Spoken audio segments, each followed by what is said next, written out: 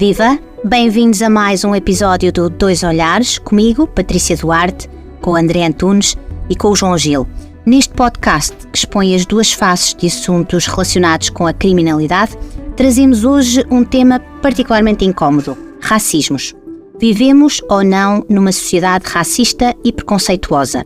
Os sapos que vemos à entrada dos estabelecimentos comerciais, casos como o do jogador Vinícius, ou a expressão que recorrentemente ouvimos ser dirigida a cidadãos brasileiros, volta para a tua terra, fazem-nos pensar que sim, que estamos numa sociedade preconceituosa e racista. Mas nada melhor do que ouvir o que pensam sobre isto o João Gil e o André Antunes. Olá, novamente, bem-vindos.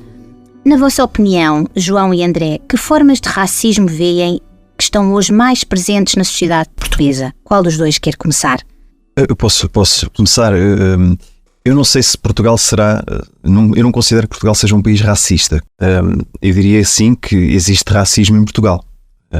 Que acho que são coisas um bocadinho diferentes. Dizermos que Portugal é um país racista seria algo talvez demasiado avassalador, embora este seja um fenómeno extremamente grave e obviamente que tem implicações muito, muito extensas. Agora, sim, no dia-a-dia e nas coisas mais banais do dia-a-dia vemos muitas vezes preconceito, vemos discriminação com base em algumas percepções sociais baseadas na cor da pele, em diferenças biológicas, os brancos, os negros, os afrodescendentes, os ciganos, os brasileiros, os indianos. Sim, há aqui comportamentos diferenciados e eu considero que isso existe. Ao ponto de dizer que Portugal é um país racista, eu tenho reservas e acho que não.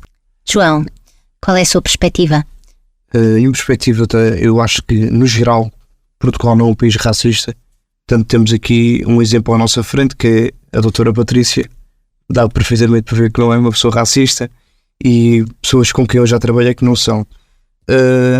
Já estive casos, eu presentemente já senti o racismo na minha pele. Eu sou comerciante de automóveis e o homem estava fundamentalmente para comprar o carro, estava completamente doido com o carro. Ele de repente olha-me nos olhos e pergunta-me mesmo assim, sinceramente: és cigano? E a minha resposta foi dizer, e ainda hoje eu penso, porque é que eu vendi o carro àquela pessoa? Eu neguei o que era. É uma coisa que ainda hoje me custa. Eu disse que não sou. E ele, ainda bem, porque se tu fosse eu não te comprava o carro. Pois. E agora explicar o porquê de eu não comprar o carro. Que não faz negócio com ciganos são todos intrujas, são todas pessoas que andam a roubar e a fazer mal, e são pessoas para enganar. Eu vendi-lhe o carro não sabendo que eu era cigano, e o carro estava impecável, nunca lhe deu problemas. E apesar até hoje, ele nunca me ligou a dizer que o carro tinha dado algum tipo de problema. E se eu dissesse que eu era cigano, ele não me comprava o carro. Qual é que era a diferença de eu ser outra pessoa ou ser um cigano na venda daquele automóvel? Mas há um nome para isso. Qual é? Existem na nossa lei os chamados crimes de ódio. E portanto, os crimes de ódio, ódio é uma palavra muito forte, não é? Mas os crimes de ódio são, no fundo, aquilo que o legislador encontrou para punir este tipo de atitudes. Portanto, são comportamentos motivados por ou racismo, ou xenofobia, ou outro tipo de intolerâncias, e existem na lei tipificações mesmo para isto. Portanto, há um crime no Código Penal que é a discriminação e incitamento ao ódio e à violência, e depois existem outros, como é o caso do homicídio, das ofensas à integridade física, que podem qualificar. Portanto, são crimes base, digamos assim, que depois podem ter um agravamento se forem cometidos em circunstâncias que revelem a lei diz mesmo, uma especial perversidade ou censurabilidade do agente que comete o crime. E uma dessas condições é o facto de ser movida por este tipo de ódio ou este tipo de discriminação. Portanto, aí eu diria que estamos num caso quase a tocar aqui esta questão. Jamais se vai esquecer desse episódio. Claro. Dentro daquilo que é o vosso meio, por exemplo, no caso do João, o estabelecimento prisional, vê formas de racismo lá dentro? Para si ou para colegas seus? Não posso dizer que a 100% veja formas de racismo lá dentro, porque são pessoas bem estruturadas, são pessoas com níveis muito superiores e que já estão habituados a trabalharem com pessoas de etnia cigana, negros, brasileiros, como a doutora disse. Eu lá dentro não posso dizer presencialmente que já senti racismo. Eu referia-me entre reclusos mesmo. Entre reclusos. Entre reclusos eu acho que não, até há um ou outro que sim, ainda pensa, este preto, este cigano lá para a terra dele. Entre reclusos, sim, eu acho que ainda há. André. E pessoas jovens. Na polícia? Esta pergunta é difícil. É muito difícil, mas tem uma resposta que eu penso que não é muito difícil de dar e será relativamente fácil.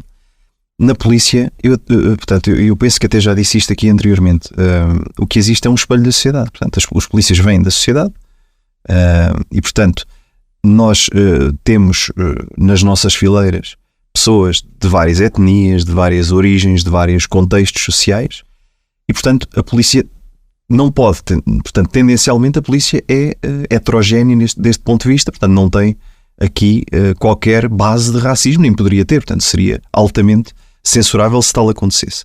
Se depois existem práticas ou determinado tipo de pessoas em concreto que têm atitudes, e essas sim, que podem tocar aqui nestas questões, acredito que possa existir. Agora, não posso generalizar e, portanto, não poderei dizer que a polícia tem aqui qualquer fundo discriminatório ou de preconceito para com qualquer tipo de raça.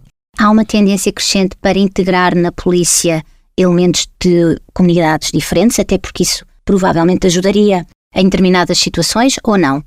Ter mais polícias negros, ter mais polícias asiáticos, ter mais polícias de outras nacionalidades. Isso faz parte da vossa visão? Sim, ou seja, eu não posso dizer que sim, no sentido de estarmos à procura disso especificamente, por exemplo, com reserva de número de vagas para X pessoas, portanto, um número cláusulo de vagas fica reservado para pessoas, por exemplo, de origem africana ou de ascendência africana, outro X% fica para pessoas oriundas de bairros sociais. Não, isso não existe, não é? Portanto, tudo varia consoante as pessoas que se candidatem. Portanto, nós poderemos escolher quem integrar, mediante os critérios de seleção e as provas que têm que ser prestadas, mediante quem se candidate, não é? Agora, se de facto o leque de candidatos não tiver esta heterogeneidade, também não poderemos ir buscá-la à força. João, o racismo e a discriminação servem muitas vezes como desculpa e justificação para um comportamento desviante. O discurso da vítima é recorrente entre reclusos. Eu fiz isto porque fui vítima de racismo, preconceito, xenofobia. Isso é ouvido muitas vezes ou não? Por vezes sim, por vezes sim. E qual é a sua opinião sobre isso? A minha opinião, não posso pôr dentro do papel deles o que eles sofreram ou o que eles ouviram. Mas já tive testemunhos de colegas meus a dizer, se eu não fosse negro ou se eu não fosse cigano, tal polícia não tinha atuado de tal modo comigo, ou se calhar o seu autor juiz até não me tinha condenado e tinha-me dado uma pena suspensa ou uma oportunidade. Muitas vezes ouço isso. Agora não sei se é o discurso de vítima mesmo que eles querem para desviar o seu comportamento ou se sentiram mesmo isso na pele, que eu não consigo entender. E no seu caso em concreto, na forma como o seu processo decorreu, a condenação que teve, acha que o facto de ter sido cigano influenciou a decisão? Eu acho que o caso de ser de etnia cigana, eu já estava condenado antes de ser julgado por um tribunal coletivo. Eu fui julgado em praça pública, foi 8 arguidos de etnia cigana que vivem em tal sítio, agiram de tal maneira, agrediram e partiram no café, assim, e assado.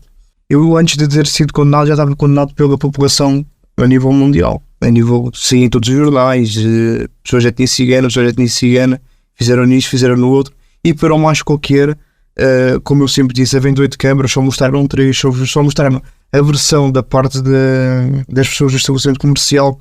Nunca ninguém nos procurou para ouvir a nossa versão, e eu acho que sim, eu acho que influenciou muito para nós termos sido condenados de tal forma. Eu acho que sim. André, quais as comunidades ou as nacionalidades que sentem mais esta questão do preconceito e do racismo? Tem ideia? Na sociedade portuguesa, obviamente. No fundo é aquilo que já foi aqui dito. Portanto, tenho consciência que existe muito esse estigma relativamente, por exemplo, à comunidade cigana, aos africanos, ao pessoal que está cá, portanto, imigrantes de leste, por exemplo. Agora temos muita comunidade brasileira em Portugal, que também é um foco desta questão. Agora, eu acho que o que há aqui fundamentalmente é um duplo impacto das questões do racismo, que sofre diretamente quem é vítima, obviamente, não é? Mas depois também sofre a comunidade em função da mensagem que é transmitida, de que aquela pessoa e o grupo ao qual ela pertence não são tolerados ou não são bem-vindos numa determinada sociedade. E é isso que está em causa. E há pouco falou, e eu achei muito curioso ter perguntado isso, da questão das pessoas poderem usar o facto de serem de uma determinada etnia ou raça ou origem para desculpar ou vitimizar o seu comportamento. E eu acho muito curioso isso, porque eu tenho uma convicção muito própria sobre isso e que decorre das minhas experiências e vivências de rua que já tive. E qual é? Perdoem-me as expressões, mas é exatamente assim que elas acontecem na rua. Por exemplo, está a revistar-me porque eu sou preto. Ou só me abordou porque eu sou brasileiro, ou indiano, ou paquistanês, ou o que seja. Ou se eu fosse branco não me algemava e não me encostava à parede. Portanto, eu já vi isto acontecer dezenas e dezenas de vezes. Não foi por nada disso. Se fosse branco ou se fosse de outra origem qualquer, e se a medida se impusesse naquela circunstância, era feito da mesma forma. Portanto, muitas vezes o racismo ou a discriminação são autoalimentados, na minha convicção, por falsas crenças das pessoas a quem se destinam as medidas, neste caso as medidas da polícia. Ou porque dá jeito. Ou porque muitas vezes dá jeito para tentar, de alguma forma, desculpar alguma coisa. Não posso garantir que assim é na totalidade, como é lógico, mas na minha experiência, episódios destes acontecem todos os dias e não são movidos por nenhuma destas questões específicas. É assim porque tem que ser, e seria com outra pessoa de outra origem da mesma forma. João, vamos aproveitar o facto de ser de etnia cigana para falar precisamente sobre isso, porque é um tema incómodo. O que pode dizer a quem efetivamente foi vítima de abusos e atos de violência por parte de elementos da etnia cigana? Para já, um pedido de desculpa a todos pela comunidade cigana de alguém ter agido assim. Por não podemos pagar todos. Nós somos uma comunidade que somos cidadãos portugueses, nascemos em Portugal. Se algum de uma pessoa da etnia cigana errou para com vocês, ou como eu errei para com as minhas vítimas, um pedido de desculpa se eles estiverem a ouvir, como eu pedi em tribunal, e desejo tudo bom para eles. Eu errei e estou a pagar pelo meu crime, e não peço que todas as pessoas da etnia cigana paguem pelo mesmo, que vai a um estabelecimento comercial e que vai olhar para eles de lado, é cigano, será que vai fazer o mesmo? Não quero isso. Somos ciganos, erramos, e quando nós erramos vamos pagar pelo que nós fazemos como outra pessoa qualquer. Um cigano é uma pessoa, é um mero cidadão português, e que não podemos pagar todos uns pelos outros ou ser discriminados. É cigano, ele vai vender droga, é cigano, ele vai roubar, aquele é cigano, deixa lá por aqui, lá. E não, por vezes não é assim. Há ciganos de bem, pessoas que fazem bem, e há ciganos de mal que também fazem mal, como qualquer outro cidadão português e como qualquer outra etnia. Claro. E outras pessoas quaisquer. Claro. Como é que se pode aproximar mais a comunidade a que pertence da restante sociedade? Como é que se pode alimentar esse convívio saudável entre todos? Abrindo horizontes para as pessoas da etnia cigana, alguns mais vezes ainda não sabem. Por exemplo, eu estava juntamente com o meu pai no comércio de automóveis, passei por alguns países, trabalhava diretamente com o standard. A minha família hoje em dia já está ligada mais a pessoas de toda a comunidade. Já não estamos tão fechados como era há 50 anos atrás ou 60. E eu acho que nós podemos aproximar. Temos várias associações de apoio ao cigano também. Podiam ir tentar conhecer os nossos bairros, tentar conhecer as nossas tradições. São tradições bonitas, são tradições que nós queremos manter e que queremos preservar. E eu acho que isso podia haver uma aproximação, que nós estamos abertos a aceitar qualquer pessoa e a tentar nos compreender melhor, para nós sermos melhor aceitos também em qualquer tipo de trabalho, em qualquer tipo de qualquer coisa. Que melhor exemplo prático do que este que estamos aqui, não é? Exatamente. Maior proximidade é difícil. Maior proximidade é difícil. Nós somos caracterizados por receber o RSI, que é o Rendimento Essencial Social. Como é que nós chamamos a população? Nós temos tudo do 0 ao 100%.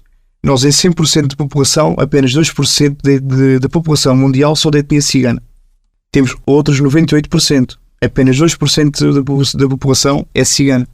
O que é que os ciganos são outros caracterizados que não fazemos, que não trabalhamos? Nós, se tivermos apenas um carro do nome, nem que seja um carro de 300 euros, é um carro, é um bem, é um valor, já não podemos ter rendimento. Se quisermos rendimento social, temos de estar inscritos no Fundo de Desemprego. O primeiro trabalho que nos derem, temos que aceitar, senão aquele apoio é cortado. Temos que mandar currículos para todo lado, temos que mostrar provas conforme estamos à procura de emprego, e aquilo não é rendimento que recebem 10, 15, 20 anos. Aquilo é uma ajuda de meses, de 1 ano ou 2 anos, até arranjar o meu emprego. E têm que mostrar e estar focados que estão à procura de emprego, porque senão aquele apoio é cortado. Sim, são as regras para todos. São as regras para todos, só que nós somos caracterizados e julgados sempre por isso. André, como é que esta aproximação se pode fazer, na sua opinião? Eu acho que é muito à base do que o João disse. Portanto, é visível hoje em dia, portanto, o crescimento de uma nova geração mais escolarizada, que tende a mudar um pouco a abordagem sobre essas questões e torna-se mais inclusiva, não é? E eminentemente disruptiva em relação àquilo que são as formas de ser e estar, e destas questões da discriminação e das questões raciais. E, portanto, eu acho que importa é acreditar na educação, na escolarização, na formação e na formação também em contexto profissional. Portanto, cada profissão tem o seu âmbito, tem o seu ofício, não é? E, portanto, apostar também numa profissionalização daquilo que são os ofícios na sociedade, no sentido de integrar, de aceitar, porque é esse o caminho que há a percorrer, porque não podemos tomar o todo pela parte, como disse o João, há que saber separar o trigo do joio. E este podcast, dizia eu ainda há pouco, acho que é justamente um exemplo paradigmático disso mesmo. Que melhor exemplo de aproximação do que este em que estamos aqui reunidos, não é? No fundo, a ensinar aqui um bocadinho, ou ensinar, ou tentar transmitir a capacidade de ver o outro lado da barricada, não apenas o nosso, mas também o outro. E é por aí, acho que é por aí. E o discurso de ódio também é por aí que se combate, na sua opinião. Acredito que sim. É isso, João? Sim, é isso mesmo. Ou seja, fóruns, momentos, encontros como este que temos aqui são uma das formas de combater esse discurso de ódio. Totalmente. Encontros como esses, eu acho que vai dinamizar muito o ódio, vai ter uma aproximação muito grande e temos que começar por algum lado. E eu acho que isso é um começo a mudar, fundamental para mudar. Nem tudo o que enfrentamos pode ser mudado, mas nada pode ser mudado enquanto não for enfrentado. Portanto, acho que o caminho é enfrentar de facto e a partir daí começar a trilhar um caminho positivo para todos. Muito bem, obrigada a ambos. Hoje o Dois Olhares fica por aqui. Regressaremos em breve com outros temas. Siga-nos nas principais plataformas e no site do Região de Leiria. Saiba ainda que pode contactar-nos pelo endereço de e-mail podcast@regiãodeleiria.pt. Até breve.